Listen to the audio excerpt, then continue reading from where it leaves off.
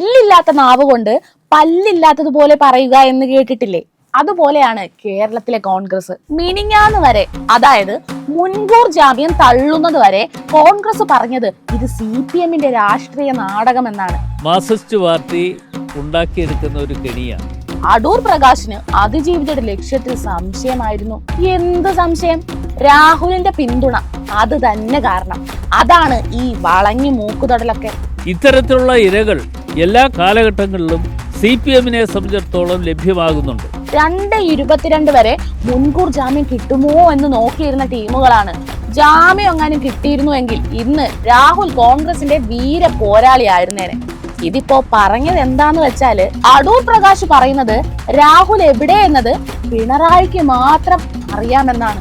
Arrest തിരഞ്ഞെടുപ്പ് വരെ നീട്ടിക്കൊണ്ടു പോകാനുള്ള ശ്രമമാണത്രേ. മാങ്കൂട്ട ഒളിവിൽ കഴിഞ്ഞത് 3000 ഏക്കറുള്ള കോൺഗ്രസുമായി അടുത്ത ബന്ധമുള്ള ആളിന്റെ റിസോർട്ടില്.